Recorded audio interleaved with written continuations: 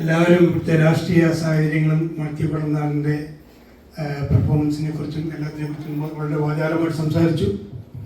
എന്നാൽ എനിക്ക് ഏറ്റവും കൂടുതൽ എന്നെ സ്ട്രൈക്ക് ചെയ്തത് മാത്യു കുഴൽനാടന് അടുത്ത തലമുറയോടുള്ള ഒരു കടപ്പാട്. ഈ തലമുറ എങ്ങോട്ട് പോകുന്നു, ഈ തലമുറ നമ്മളെ വിട്ട് നമ്മളിൽ നിന്ന് പലായനം ചെയ്യുന്നു എന്നുള്ളൊരു കൺസേൺ ഏറ്റവും ആദ്യമായിട്ട് ഞാൻ നിയമസഭയിൽ കേൾക്കുന്ന എനിക്ക് തോന്നുന്നു മാത്യു കുഴൽനാടിൽ കൂടെയാണെന്ന്. ഒരു രാജ്യത്തെക്കുറിച്ചോ ഒരു സംസ്ഥാനത്തെക്കുറിച്ചോ ജനങ്ങളെക്കുറിച്ചോ അടുത്ത ഒരു തലമുറ ഇല്ലെങ്കിൽ ഈ പ്രസ്ഥാനവും നാടും നാട്ടുകാരും നിന്നു പോവും, നിലച്ചു പോവും. ഒരു റിട്ടയറീസ് സ്റ്റേറ്റായിട്ട് കേരളം മാറും. അത് മാറാതിരിക്കണമെങ്കിൽ നമ്മൾ അവസരങ്ങൾ ഉണ്ടാക്കണം.